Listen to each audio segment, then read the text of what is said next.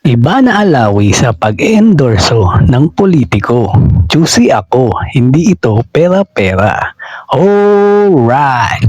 Maraming pumipilit sa kapamilya actress at isa sa mga top content creator sa Pilipinas na si Ivana Alawi na pasukin na rin ang mundo ng politika. Ayon sa mga supporters ng dalaga, kung nagdesisyon ang dalaga na tumakbo sa darating na May 2025 elections, siguradong mananalo raw siya. Kilala kasi si Ivana sa pagbibigay ng tulong sa mga nangangailangan nating kababayan, lalo na sa mga ginagawa niyang content sa kanyang YouTube channel.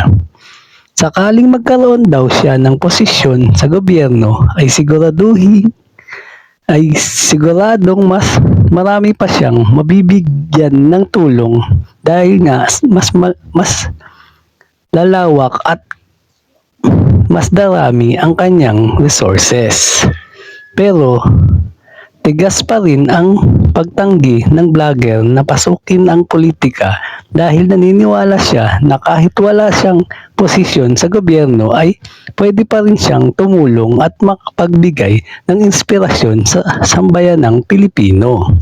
Bakit ako tatakbo? Wala akong alam sa politics. Wala ako alam sa paggawa ng batas. And siguro kung papasok man ako sa ganyan, dapat mag-aral man lang ako ng 3 to 4 years because I don't want to put our country at risk. Ang magandang paliwanag ng dalaga sa isa niyang panayam. At hanggang ngayon ay ganyan pa rin ang stand niya when it comes to politics nang matanong kahapon sa pa-Thanksgiving niya para sa media.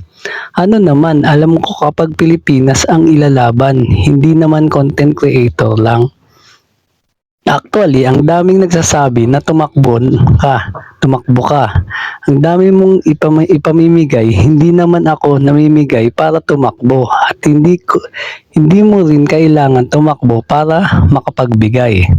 Ang pagtakbo talaga is for the country. Yung may mga magagandang kang gagawing batas para mapaganda ang bansa natin. Kailangan nating lumaban at lumevel up. No, so yun, hindi talaga ako tatakbo kasi wala naman akong alam dyan. Tuloy-tuloy pang paliwanag ng sexy vlogger. Samantalang ibinuking din ni Ivana na maraming politiko ang lumalapit sa kanya para magpa-endorso. Pero tinanggihan niya ang mga ito kapag hindi niya pinaniniwalaan. Napaka-arte ko at napaka-choosy ko pagdating sa politiko. Hindi naman yan para sa akin o ikagaganda ko o para sa pamilya ko. Ito ay para sa Pilipinas, para sa mga kababayan natin. Ano yung makakapagpapaganda sa bansa natin. Kasi kung pera, di sana lahat kinuha ko, di ang yayaman ko na. Hindi siya sa pera. It's what do you believe in and who do you think will make the country a better place, paliwanag ng dalaga.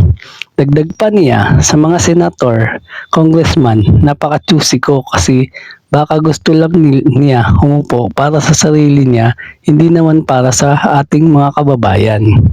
Ako, wala naman akong alam sa politika, pero alam ko kung paano mamili ng tamang leader. Siyempre, pinag-aralan ko rin kung anong mga batas ang natutupad.